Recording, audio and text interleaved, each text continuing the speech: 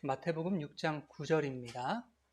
함께 읽겠습니다. 그러므로 너희는 이렇게 기도하라.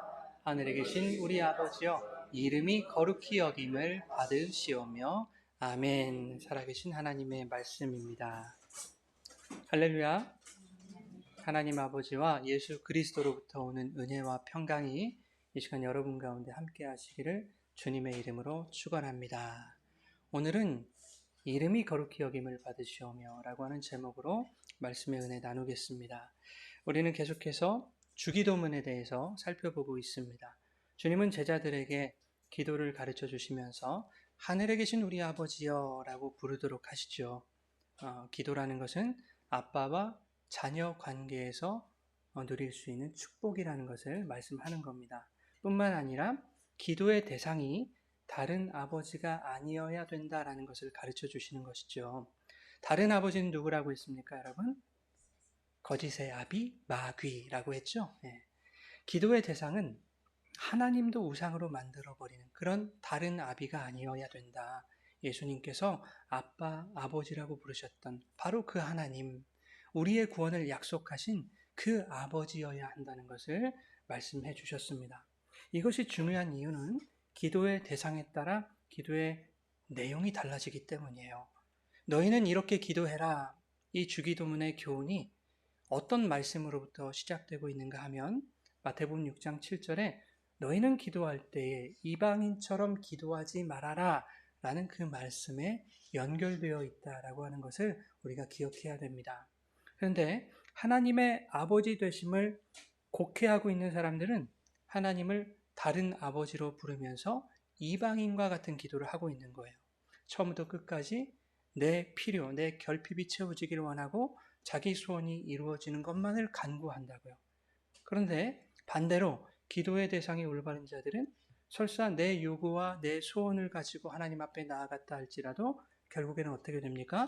하나님의 소원과 그 뜻을 듣게 하심으로 그것만 구하게 되는 거죠. 그게 기도더라 하는 겁니다. 그래서 기도의 대상이 중요한 거죠. 기도의 대상이 바르지 않으면 그들의 기도는 모두 내 소원을 나보다 능력이 많은 신에게 아첨하여 구하는 다른 종교들과 똑같은 기복에 지나지 않게 되는 것이기 때문입니다. 그런데 주님이 가르쳐 주신 기도의 내용 속에는 자기 백성에게 대한 하나님 당신의 소원, 즉 성도의 구원을 이루셨고 이루어 가시며 장차 이루실 하나님 아버지의 약속과 의지가 담겨 있는 것이다 라는 것을 지난 시간에 우리가 살펴봤습니다. 그래서 오늘부터는 그 내용 하나하나를 구체적으로 살펴보면서 하나님께서 각 기도의 내용들 속에서 어떻게 당신의 약속을 신실하게 이루셨고 이루시며 이루어 가실 것인지, 또 우리에게는 무엇을 요청하고 계시는지 그것을 한번 살펴보려고 합니다. 오늘 말씀은 주기도문의 첫 번째 간구죠. 아버지의 이름이 거룩히 여김을 받으시옵소서. 여러분, 하나님은 거룩하신 분이시죠. 우리가 거룩하지 말라고 해도 하나님은 거룩하신 분이세요. 레위기나 베드로전서에 보면 내가 거룩한 것처럼 너희도 뭐하라 말씀하세요? 거룩하라 이렇게 말씀하신다고요. 여기서 포인트는 뭐예요? 너희도 거룩해라가 아니요. 내가 거룩한 것처럼입니다. 하나님은 거룩하신 분이다. 하나님이 본래 거룩하신 분이라면 당신의 이름이 거룩히 여김을 받으시기 원합니다 라는 기도가 굳이 필요 있을까요, 여러분? 우리가 그렇게 기도를 해야만 하나님이 거룩해지시고 그렇게 기도하지 않으면 하나님은 거룩해지시지 않는 분입니까? 그렇지 않지 않습니까? 그런데 왜 그런 기도를 우리에게 하라고 하시는 것일까? 오늘 그것을 살펴보려고 하는 겁니다. 여러분, 우리가 무엇을 한다 해도 하나님 거룩하심에 눈꼽만큼도 우리는 보탬이 되지 않아요. 인정하세요, 여러분? 예, 그래요. 우리는 오히려 하나님의 거룩을 가리는 자들이라고요.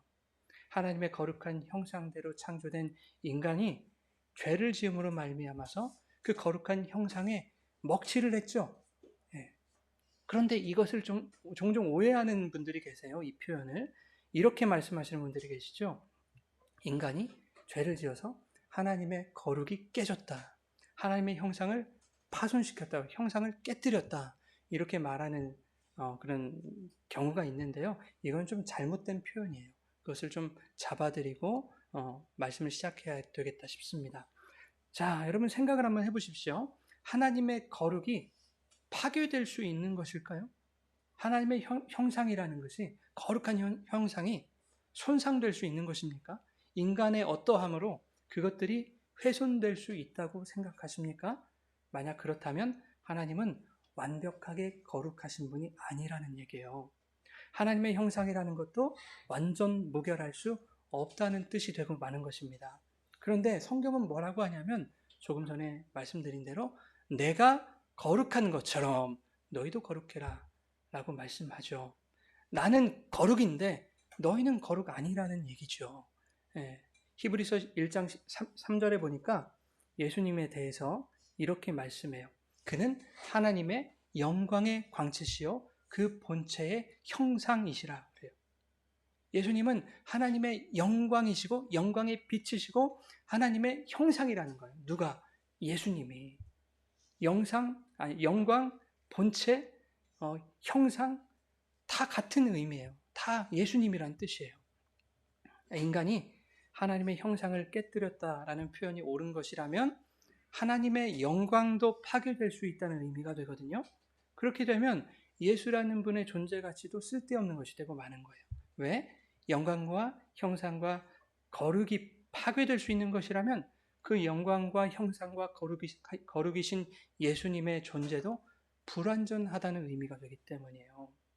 하나님의 거룩과 영광, 그분의 형상과 아버지의 이름, 이런 것들은 인간이 깨뜨리거나 훼손할 수가 없는 것입니다. 인간의 죄가 그것들을 흠집낼 수가 없는 거예요. 하나님은 언제나 거룩한 이름과 영광으로 계시고 그분의 형상은 완전 무결한 것입니다. 우리의 죄와 어둠이 그것을 가리고 있을 뿐이에요. 여러분이 영광을 가리고 있는 거예요, 제가. 예를 들어 보겠습니다. 대통령을 아버지로 둔 아들이 있어요. 그 아들이 망나니처럼 막 살아가는 거예요. 그러면 이 아들이 누구의 이름에 먹칠하는 거예요? 내 이름에 먹칠합니까? 아버지 이름 먹칠합니까? 그렇죠. 대통령이신 그 아버지 이름에 먹칠하는 삶을 사는 거예요.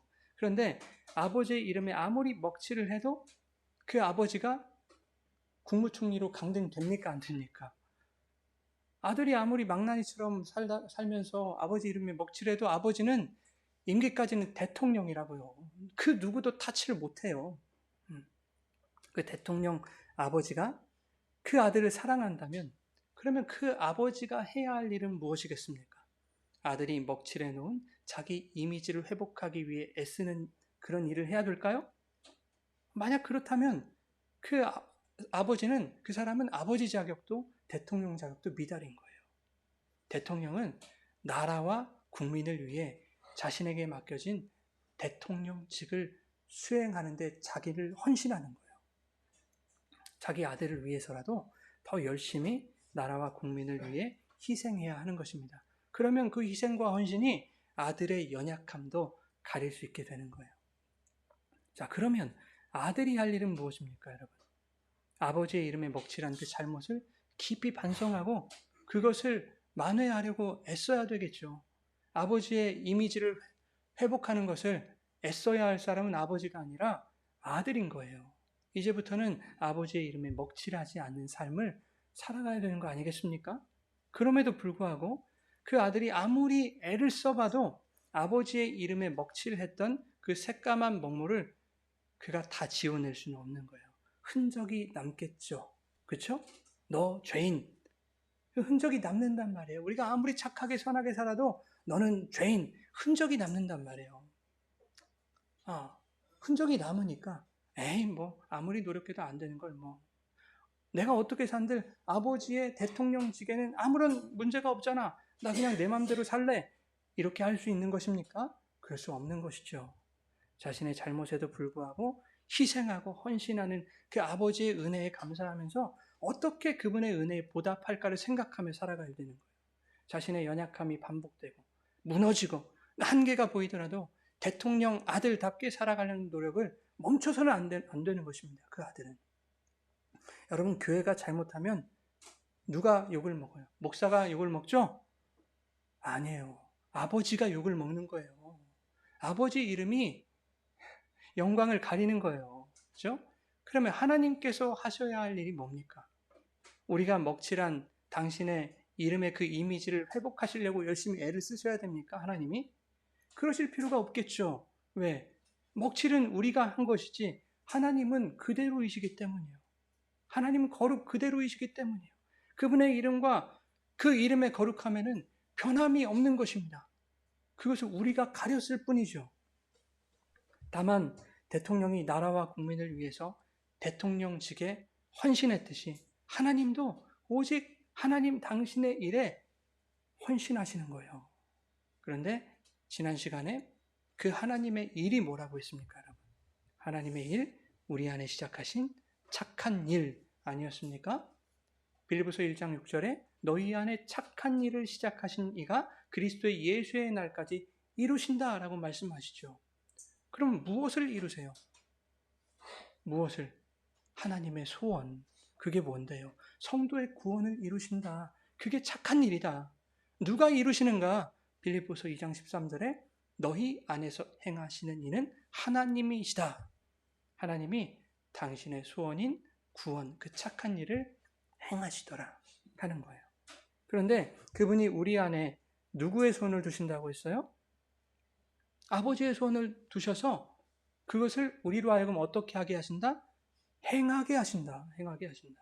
다시 말해서 우리가 아버지의 사랑을 은혜를 입은 자라면, 구원을 받은 인생이라면 그 자들은 우리 마음대로, 내 마음대로 살 수가 없는 거예요, 여러분. 우리 안에서 아버지가 당신의 또 소원을 두고 우리로 하여금 살아가게 하실 것이기 때문에. 예, 우리 뜻대로 살아지지를 않는 거예요, 여러분. 자꾸 충돌하는 거예요. 내 뜻대로 살고 싶은데 하나님의 뜻은 이것이야. 자꾸 충돌하는 거예요. 점점 충돌해서 밀려나서 내 뜻이 점점 사라지는 그런 경험을 하는 것이 우리 신앙 생활이더라 하는 거예요. 날 구원하신 하나님의 거룩하심을 가리지 않고 아버지의 이름에 먹칠하지 않기 위해서 하나님이 나에게 품으신 뜻이 무엇인지 늘 묻고 구하고 그 뜻대로 행하기를 더욱 애쓰게 될 것입니다. 성도는. 여러분, 하나님의 형상으로 지음받은 그러한 자들 안에는 하나님의 거룩이 있어요. 하나님의 형상이 있고 하나님의 이름이 있죠. 그런데 그 거룩이 죄인들이 입은 불의의 옷, 우리의 겉사람에 가려져 있는 거예요. 여러분으로 가려져 있는 거예요. 내 안에 있는 하나님의 거룩이 드러나는 그 속사람에 죄라는 먹물을 우리가 늘 뒤집어 쓰고 있는 거예요. 그렇게 하나님의 거룩하심에 먹칠했던 그 먹물을 우리가 어떻게 다 지울 수 있습니까? 여러분, 열심히 찬송가 부르고 기도하고 열심히 예배드리고 또 전도하고 그러면 그 먹물 지울 수 있어요? 없습니다. 열심히 노력하고 선을 행해도 그 먹자국 남아있어요. 그래서 하나님이 당신의 나라 그 백성들 위해 택하신 방법이 무엇입니까? 독생자의 피로 적셔서 깨끗하게 세탁하시는 거예요. 계시록 7장 14절에 이렇게 말씀해요. 어린 양의 피에 그 옷을 씻어 희게 하셨다. 네, 여기서 씻어 이 말이 세탁한다는 뜻이에요. 우리 안에 계신 하나님의 거룩함을 온전히 드러내시기 위해 아들로 하여금 보혈을 흘리게 하시고 그 피에 풍덩우리를 빠뜨리신 거예요. 그 피로 우리의 더러움을 의의 옷으로 변화하게 하시는 거예요. 자, 그러면 지금까지 나눈 이야기들을 성경 말씀을 통해 이제 확인해 보려고 합니다. 에스겔 36장인데요.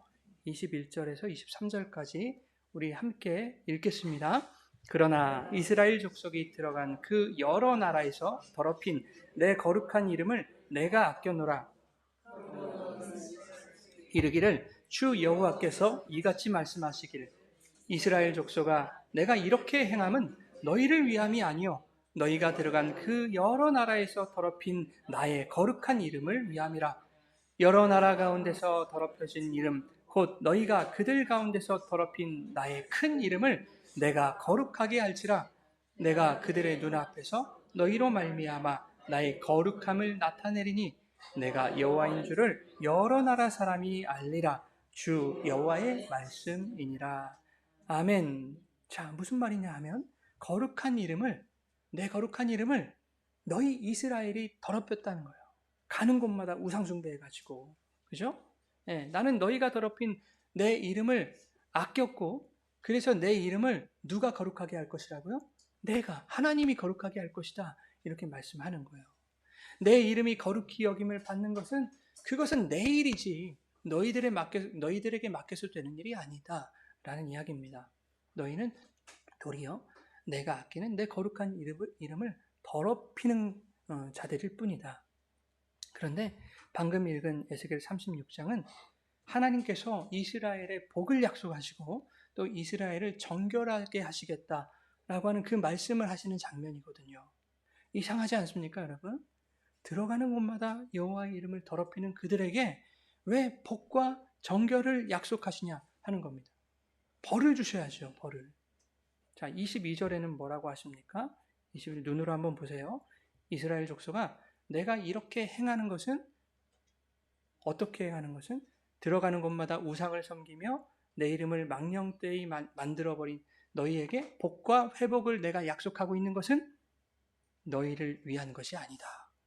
내 거룩한 이름을 위한 것이다. 너희를 위한 게 아니래요. 내가 이처럼 행하는 것이. 그렇다면 하나님은 자기밖에 모르는 스크루지 영감 같은 분이라는 얘기일까? 나밖에 모르는 그런 이기적인 분일까? 야, 네가 이뻐서 도와주는 거 절대 아니야. 착각하지 마라. 너를 도와줘야 내 면이 살기 때문에 내가 그냥 마지못해서 하는 거야. 너 따위를 위한 것이 아니라 나를 위해서 하는 거야. 이런 뜻일까요? 이런 뉘앙스일까요? 자, 23절 보십시오. 눈으로. 너희가 더럽힌 내 이름은 내가 거룩하게 한다. 이렇게 말씀하시는데요. 그 다음에 뭐라고 하세요? 너희로 말미암아 나의 거룩함을 나타내겠다 그러신단 말이에요. 그죠? 굳이 왜 그러셔야만 해요? 하나님 전능하시니까 자기 이름을 더럽힌 자들과 상종하고 싶지 않으실 거 아니에요. 그들을 통하지 않아도 얼마든지 자기 이름을 거룩하게 하실 수 있는 분 아니겠습니까? 그런데 굳이 너희로 말미암아 나의 거룩함을 드러내고자 한다. 아니, 왜 그러냐고요, 도대체 하나님은. 그런데 하나님은 이스라엘을 통해서 거룩함을 나타내심으로 하나님이 여호와인 줄을 여러 나라 사람들이 알게 하시겠다, 또 그렇게 말씀하네요. 하나님의 거룩한 이름을 알리는 통로로 하나님의 이름을 더럽히는 이스라엘을 쓰시겠다는 거예요. 그리고 이스라엘을 통해 어떻게 자신의 거룩함을 나타내실지 그 구체적인 방법을 이어서 이렇게 말씀해 주세요. 24절부터 우리 한번 읽어볼까요? 내가 너희를 여러 가운데서 인도하여 내고 모아들이고 고국 땅에 들어가서 많은 맑은 물을 너희에게 뿌려서 너희로 정결하게 하되 곧 너희 모든 더러운 것에서와 모든 우상 숭배에서 너희를 정결하게 할 것이며 26절 계속 읽습니다. 또 새 영을 너희 속에 두고 새 마음을 너희에게 주되 너희 육신에서 굳은 마음을 제거하고 부드러운 마음을 줄 것이며 또 내 영을 너희 속에 두어 너희로 내 율례를 행하게 하리니 너희가 내 규례를 지켜 행할지라. 내가 너희 조상들에게 준 땅에서 너희가 거주하면서 내 백성이 되고 나는 너희 하나님이 되리라. 아멘. 자, 맑은 물을 뿌려서 너희를 정결케 하겠다. 새 마음을 너희에게 줘서 돌같이 굳은 마음을 부드럽게 해주겠다. 내 영을 너희 속에 두어서 너희가 내 율례와 규례를 행하게 하시겠다. 이것을 통해서 열국에 하나님의 거룩한 이름을 너희를 통해서 드러내겠다. 많은 사람들이 하나님이 여호와인 줄 알게 하겠다. 왜 굳이 이런 방법이셨을까? 이름을 더럽히는 자들에게 왜 그런 방법을 사용하셔서 하나님이 일하십니까? 그것은 출애굽기 19장으로 이제 거슬러 올라가야 됩니다. 여러분, 우리가 많이 나눴던 말씀. 하나님이 시내산에서 모세를 통해 이스라엘에게 말씀하시죠. 너희가 내 말을 잘 듣고 내 언약을 지키면 너희가 내게 대하여 제사장 나라가 되고 거룩한 뭐가 될지라? 백성이 된다. 거룩한 백성이 된다. 이것이 구약을 관통하는 하나의 큰 핵심이에요. 이 말씀에 이스라엘이 어떻게 대답했습니까? 그들이 일제히 응답해서 여호와께서 명령하신 대로 우리가 다 행하겠습니다. 이렇게 대답하죠. 아, 그래? 너희들 분명히 그렇게 말했다. 그거 내가 접수한다. 그 확증으로 하나님이 시내산의 구름 가운데 강림하시죠. 그리고 곧바로 십계명을 주시는 거예요. 이 10장에서. 너희가 행하겠다고 약속했기 때문에 너희들 이거 반드시 지켜야 된다. 한번 지켜봐 하고 주신 거예요. 그렇게 십계명을 시작으로 하나님은 여러 가지 규례와 법도를 설명해 주신 후에 출애굽기 24장에 이제 정식으로 시내산에서 언약을 맺으세요. 이스라엘과 함께. 이번에도 백성들이 뭐라고 하냐면 말씀하신 모든 것을 우리가 행하겠나이다. 그렇게 얘기한단 말이에요. 자, 그리고 모세가 여호와께서 하신 모든 말씀을 기록해요. 지금까지 주셨던 십계명 그리고 여러 가지 법도와 율례들을 다 기록합니다. 그리고 제단을 쌓고 번제와 화목제를 드리는데 그 제물의 피를 반은 제단에 뿌리고요. 반은 어디다 담아요? 양푼에 나눠서 담아요. 네, 그 제물의 피를. 그 후에 자기가 기록했던 하나님 말씀 있죠. 그 언약의 말씀을 가져다가 백성에게 낭독해서 들려줍니다. 그러자 백성이 또 뭐라고 대답할게요? 네, 하나님의 그 모든 말씀대로 우리가 다 행하겠나이다. 그렇게 대답했어요. 그때 모세가 양푼에 나눠 담은 제물의 피를 백성에게 뿌리는 거예요. 그리고 이렇게 말하죠. 이는 여호와께서 이 모든 말씀에 대하여 너희와 세우신 언약의 피니라. 여러분, 제물의 피를 뿌리는 것은 무슨 의미가 있습니까? 속죄의 의미가 있죠. 죄사함의 의미. 그러면 이스라엘에게 뿌리는 언약의 피 무슨 의미일까요? 너희가 호언장담한 것을 지키지 못한다 할지라도 희생 제물의 피로서 너희 죄를 속할 것이다 라고 하는 하나님의 일방적인 약속이 거기 숨어 있는 거예요. 너희는 그렇게 호언장담하고 있지만 너희들 못 지켜. 근데 못 지켜도 내 피로 너희들 살려줄 거야. 이런 말이에요. 그게 하나님의 신의 산 언약입니다. 그런데 조금 전에 읽었던 25절 나와 있죠? 한번 올려주실까요? 25절에서 맑은 물을 뿌려서 너희를 하게 하겠다라고 하는 것은 바로 그 희생제물의 피를 의미하는 것이겠죠. 그 피는 그리스도의 보혈을 모용하는 것 아닙니까? 그래서 히브리서 10장에 보면 우리가 예수의 피를 힘입어 성소에 들어갈 담력을 얻었다라고 말씀하는데 바로 밑에 이렇게 그 피에 대해서 설명합니다. 10장 22절 같이 읽겠습니다. 우리가 마음의 뿌림을 받아 악한 양심으로부터 벗어나고 몸은 맑은 물로 씻음을 받았으니 참 마음과 온전한 믿음으로 하나님께 나아가자. 에스겔 36장의 그 맑은 물이 뭐라는 거예요? 예수 그리스도의 피라는 것을 히브리서가 지금 설명해주고 있는 것입니다. 그래서 맑은 물을 뿌려서 정결하게 된 자에게 에스겔 36장은 뭘 주신다? 한번 볼까요? 밑으로 내리면 새 영을 주신다 말씀하시죠? 또 새 마음을 주시겠다. 돌같이 굳은 마음을 없애고 부드러운 마음을 주신다라고 말씀하시죠. 왜 돌같이 굳은 마음을 언급하고 계시는가 하면 너희 이스라엘이 과거에 시내산에서 내가 그 딱딱한 돌에 새겨준 그 십계명을 다 지켜 행하겠다고 장담했던 그것이 돌처럼 굳은 마음이었다라는 거예요.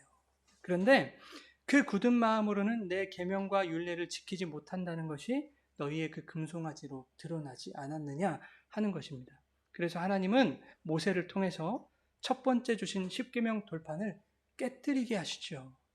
야, 너희들 왜 금송아지 만들어서 분노해가지고 그 분노의 표출로 깨뜨린 것뿐만 아니라 하나님의 말씀을 인간의 율법적 행위로 지킬 수 있다고 여기는 이스라엘의 굳은 마음, 그 완고한 마음은 교만한 마음을 깨뜨린 거예요. 그리고 나중에 하나님이 모세에게 처음과 같은 돌판을 가져오게 하시죠. 그래서 다시 계명을 기록해 주시는데 그 이후로는 백성이 하나님의 말씀대로 다 지키겠습니다. 이 말을 하지 않습니다. 어디도 없어요. 왜 그럴까요? 야, 이거 우리 행위로는 도저히 못 지키는 것이로구나. 그때 이제 그 정도는 깨달아 아는 거예요. 예레미야 31장 31절부터 33절까지 함께 읽겠습니다. 시작.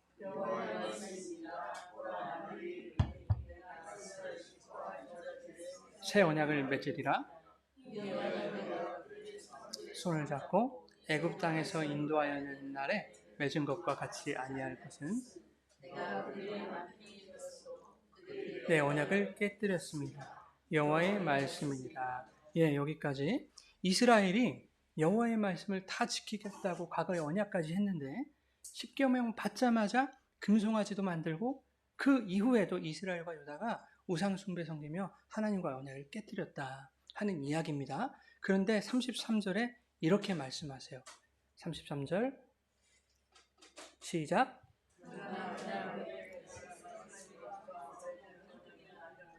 곧 내가 나의 법을 그들의 속에 두며 그들의 마음에 기록하여 나는 그들의 하나님이 되고 그들은 내 백성이 될 것이다. 여호와의 말씀이니라. 예, 이스라엘과 새 언약을 맺으시는데 여호와의 법을 그들의 마음에 기록하시겠다는 거예요. 마음에. 여러분 마음에 기록하면 성령이 우리 안에 계시면 내 마음대로 행하고 싶어도 이분이 자꾸 그거 아니라고 하는 불편함을 주시잖아요. 근데 그 마음이 없고 눈에 보이는 어떤 율법 조항으로만 돼 있으면 이거 내가 지켜버리면 되지. 그게 쉽게 그렇게 대할 수 있다는 얘기예요. 그래서 여호와의 법을 이 마음에 기록하셨다. 행위로 지키는 율법이 아니라 마음에 지키는 법, 마음에 간직하는 법. 여기서 지키다고 하는 것은 킵하는 거예요. 지키는 거예요. 내 마음을 간직하는 법. 그 법으로 주셨다라는 뜻입니다. 그렇게 하시는 목적이 뭐냐 하니까 나는 그들의 하나님이 되고 너희는 내 거룩한 백성이 되게 하시라는 것이다. 자, 그래서 조금 전에 읽었던 에스겔 36장 26절에서도 너희에게 새로운 마음, 새 영을 주겠다라고 말씀하셨죠. 그리고 27절에 뭐라고 하시냐면 27절 한번 볼까요? 네, 27절 뭐라고 하시냐면 너희 속에 내 영, 그 성령을 넣어서 인간의 그 판단과 행위가 주체가 아니라 너희 속에 보내신 그 성령이 주체가 되어서 너희로 하여금 하나님의 뜻을 깨닫게 하시고 그 성령이 가르치심으로 너희가 내 규례를 지키고 실천하게 할 것이다 라고 말씀하고 있는 거예요. 27절이. 그리고 28절에 이 모든 것의 목적이 또 뭐라고 얘기합니까? 너희는 내 백성이 되고 나는 너희 하나님이 되는 것. 구약 전체에서 하나님이 이 말씀만 하시는 거예요. 하나님은 한 입 가지고 두 말 하시는 분이 아니에요. 그렇죠? 일관적인 말씀만 하시는 분이에요.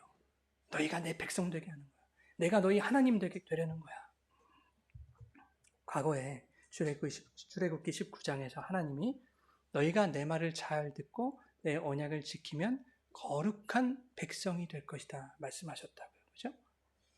그렇게 말씀하셨던 것은 거룩한 백성이 되는 것이 너희의 율법 지킴의 그 행위로 되는 것이 아니라 너희의 행함으로는 왜 거룩한 백성이 될 수 없는지를 가르치는 것이었다라는 거예요. 인간의 실력으로 율법을 지킬 수 없는 너희에게는 희생제물의 피, 그리스도의 보혈이 뿌려져야만 하고 그 은혜가 주어진 자들 안에서 비로소 성령이 역사하여 그들로 하여금 하나님의 뜻대로 행할 수 있게 하심으로 하나님의 거룩한 자녀답게 살아가게 하신다라는 그런 말씀을 하고 계시는 거예요.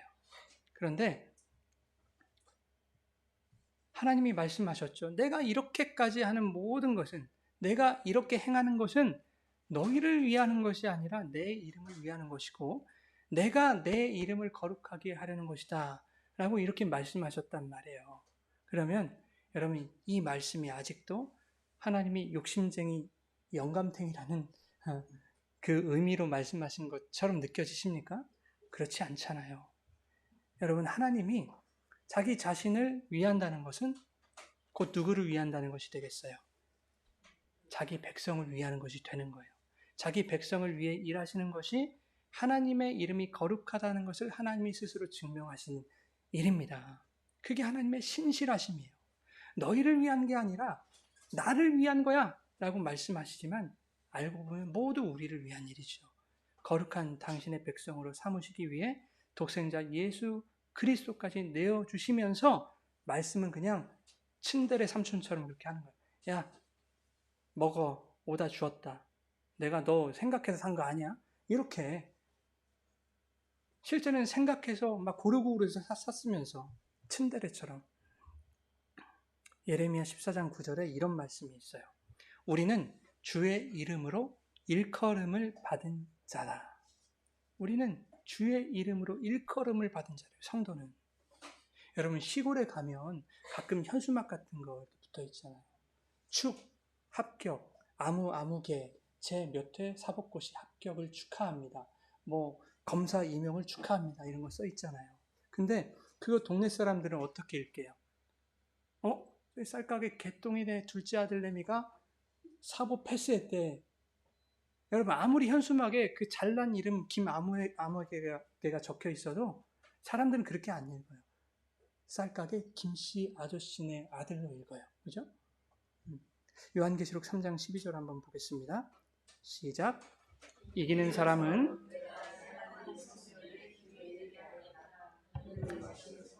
떠나지 않을 것이다. 나는 내 하나님의 이름과 내 하나님의 도시 곧 하늘에서 내 하나님께로부터 내려오는 새 예루살렘의 이름과 또 나의 새 이름을 그 사람의 몸에 써두겠다. 이 말씀은 소아시아 7교회 중에 칭찬만 들었던 빌라델비아의 교회에게 하신 말씀이에요. 여러분 교회는 그리스도의 뭐예요? 몸이죠. 몸에 써두겠다 그러시죠. 그 몸된 교회에는 하나님의 이름, 주님의 이름, 새 예루살렘이라는 하나님 나라라는 그 이름을 써두시겠다는 거예요. 너희는 너희들의 이름으로 살아가는 자들이 아니다라는 거예요. 그 교회는 바로 저와 여러분을 말씀하는 것입니다. 아무리 우리가 잘난 이름을 가지고 살고 있어도 우리에게 새겨진 이름은 하나밖에 없어요. 아버지의 이름, 주님의 이름, 그게 우리의 이름이에요. 요한계시록 14장 1절 같이 읽겠습니다. 또 내가 보니 어린 양이 시온산에 서 있었습니다.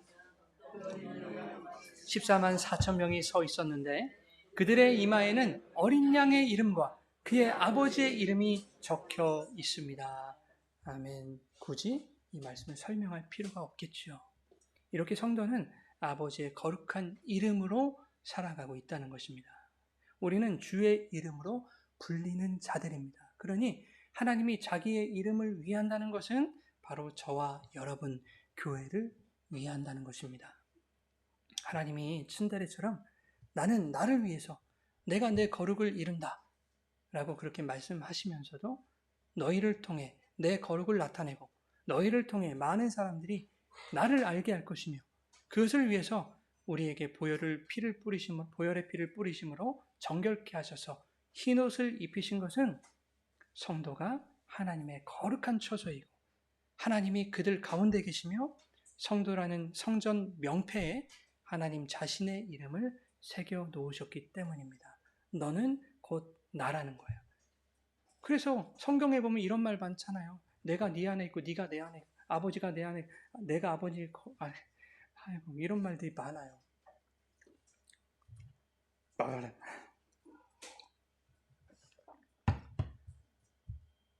여러분 우리에게 아버지의 이름이 거룩히 여김을 받으시오며 라고 기도하게 하신 것은 우리는 이스라엘 족속처럼 들어가는 곳마다 하나님의 이름을 더럽히는 자들이지만 거룩하신 하나님이 자신의 이름을 우리 안에 두셔서 하나님이 거룩하신 것처럼 우리를 거룩한 백성으로 삼으시려는 그 하나님의 뜻을 그리스도의 십자가로 완성하셨다라는 것을 우리로 하여금 알게 하시기 위해서입니다. 고백하게 하시기 위해서요. 인정하게 하시기 위해서요. 그리고 그 하나님의 사랑을 확인하게 하시기 위해서 그렇게 기도하라고 말씀하신 거예요. 우리에게 대한 자신의 사랑을 아낌없이 쏟아부으신 하나님의 그 은혜를 깨닫고 그것을 인정하고 고백하고 내가 하나님의 사랑을 받은 자임을 그분의 거룩한 이름으로 살아가야 할 자임을 확인하게 하시기 위해서 그렇게 기도하라고 말씀하신 거예요. 그래서 우리는 하나님은 이미 거룩하신 분이지만 아버지의 이름이 거룩히 여김을 받으시옵소서라고 그렇게 기도해야 되는 거예요. 우리가 그렇게 기도를 해야 하나님이 조금 하나님다워지신다. 그런 거 아닙니다. 그러면 그렇게 기도만 하면 끝나는 것인가? 하나님이 우리의 삶에서 바라시는 이 현실에서의 거룩함이라는 게 있어요. 우리에게 바라시는 거룩함. 우리는 하나님처럼 완전한 거룩을 살 수 없지만 하나님의 거룩하심이 내 삶에서 나타나기를 지향하며 힘쓰며 애쓰며 살아가야 되겠죠. 왜? 우리는 여호와의 이름으로 불리는 성도이기 때문에, 그분의 이름에 먹칠하면 안 되기 때문에, 하나님의 그 사랑과 은혜를 알고도 내 삶으로 그분의 거룩하신 이름을 어떻게 더럽히며 살 수 있습니까? 물론 몰라서 실수할 때도 있고, 하지만 의도적으로 내 마음대로 살아야지. 하나님은 하나님이시고 내가 뭘 한다고 해서 거룩함이 깨지고 뭐 거룩함이 채워지고 그런 분 아니시기 때문에 나 내 마음대로 살아야 되겠다. 어떻게 그렇게 살 수가 있냐고요. 그렇게 말할 수가 없는 거예요. 주님은 하늘 보좌와 모든 권세를 버리고 하나님의 본체이신 그 신의 이름을 버리고 우리에게 오셨는데, 자기 목숨을 주셨는데 어떻게 마음대로 삽니까? 세상에서 내 이름을 내세우고 살아가려는 자들, 그들의 이름을 만들어준 세상의 힘과 돈과 권력으로 그들은 약자를 깔보고 무시하게 돼 있어요. 그것은 세상의 압이 마귀가 만들어 놓은 세상의 법칙이기 때문에 나는 그렇게 살지 않을 거다 자신해도 아니에요. 세상의 이름을 추구하며 살아가는 자들은 나보다 못한 것처럼 보이는 자들을 찾아다니면서 깔보고 내가 더 높은 척하고 하기를 원하는 것입니다. 그게 인간이에요. 레위기 19장 9절 10절 한번 읽겠습니다. 너희가 너희의 땅에서 곡식을 거둘 때에 내 떨어진 이삭도 줍지 말며 내 포도원의 열매를 다 따지 말며 내 포도원에 떨어진 열매도 줍지 말고 가난한 사람과 거류민을 위하여 버려두라. 나는 너의 하나님 여호와이니라. 이 레위기 19장은 하나님이 거룩을 말씀하시는 내용입니다. 이스라엘 자손들아, 너희는 거룩해라. 이는 나 여호와 너희 하나님이 거룩하기 때문이다 라고 말씀하시면서 지금 이 내용들을 쭉 말씀해 가시는 거예요. 너희들이 행해야 할 거룩의 개념을 내가 말해줄게 하고 말씀하시는 거예요. 거룩은 눈물 흘리며 손들고 찬양하는 그런 게 거룩이 아니라 가난한 자들을 위해 내 것을 나누고 약자를 배려하는 것, 그것이 성도의 거룩한 삶이라고 말씀하고 있는 거예요. 이뿐만 아니라 이웃을 억압하지 말고 착취하지 말며 맹인 앞에 장애물을 두지 마라. 이렇게 말씀하신다. 그것이 여호와의 거룩하신 이름으로 살아가는 성도의 거룩인 것입니다. 그런데 교회를 다녀도요, 세상이 불러주는 이름으로 살고 싶은 사람들이 얼마나 많은지 몰라요. 부장님, 회장님, 부장님 너무 좀 낫네요. 회장님으로 불리기를 원하고, 이 사람이 어떤 사람인 줄 알아? 막 이렇게 불리기를 바라고 하는 거. 사람들이 나를 이렇게 불러주는 그러한 세상의 이름을 얻기 위해서 기도도 하고 종교 생활도 하고 그런 것이 여러분 정말 말이 되는 일입니까? 그렇게 살면 반드시 약자를 억압하게 되어 있단 말이에요. 그것이 세상 압이 마귀가 만들어온 세상 법칙이기 때문에 나는 아니야, 나는 달라. 아니에요. 예외가 없어요. 목사들도 그러고 사는데요. 제가 가끔 찾아보는 한 분의 연설이 있습니다. 한번 들어보세요. 조선 건국 이래로 600년 동안 우리는 권력에 맞서 싸우지 못했다. 그것이 정의, 진리라 할지라도 권력이 싫어하는 말을 했던 사람들은 또는 진리를 내세워서 권력에 저항했던 사람들은 모두 죽임을 당했다. 그 자손까지 멸문지화를 당하고 패가망신했다. 600년 동안 한국에서 부귀영화를 누리고자 하면 권력에 줄 서서 머리를 조아려야 했고 밥이라도 먹고 살려면 세상에서 어떤 부정과 불의가 일어나더라도 강자가 부당하게 약자를 짓밟고 있어도 모른 척 고개 숙이고 외면했어야 했다. 제 어머니가 남겨주신 가훈은 야 이놈아 모난돌이 정 맞는다. 계란으로 파위치기다. 바람 부는 대로 물결 치는 대로 눈치 보며 살아라. 이런 비겁한 교훈을 가르쳐야 했던 우리의 600년 역사, 이 역사를 청산하고 권력에 맞서서 당당하게 권력을 쟁취하는 그러한 역사가 이루어져야만이 비로소 우리의 젊은이들이 떳떳하게 정의를 말하고 떳떳하게 불의에 맞설 수 있는 새로운 역사를 만들어낼 수 있다.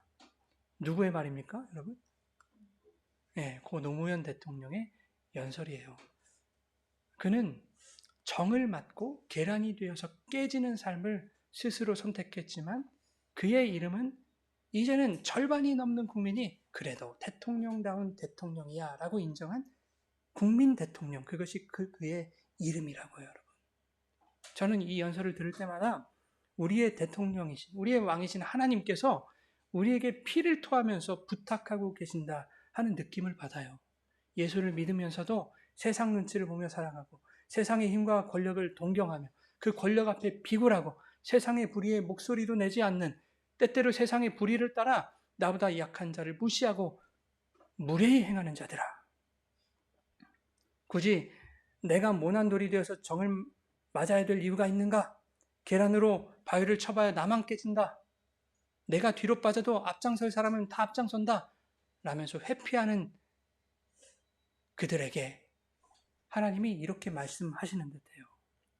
예수가 모난돌이 되어 십자가에서 정에 맞아 죽었을 때 그가 모난돌이 아니라 반석이었음이 드러났던 것처럼 예수가 계란처럼 힘없이 십자가에서 깨졌어도 자기를 쪼개야만 보혈이 흘러갈 것을 아시고 기꺼이 계란이 되신 것처럼, 그러나 깨져보니 그분이 계란이 아니라 세상 모든 권세를 이기신 단단한 반석이었음이 드러났던 것처럼, 성도들아, 너희도 나처럼 모난돌이 되어서 정을 맡거라. 계란이 되어서 바위를 치거라. 하나님의 거룩한 이름으로 살아간다는 너희들이 강자에게 비굴하게 머리를 조아리고 약자 위에 군림하려는 그 불의한 역사를 멈추고 너희가 정을 맞아 그리스도의 반석임을 드러내고 계란이 되어 깨짐으로 세상 가운데 그리스도의 보혈의 그 은혜를 전하라는 것입니다.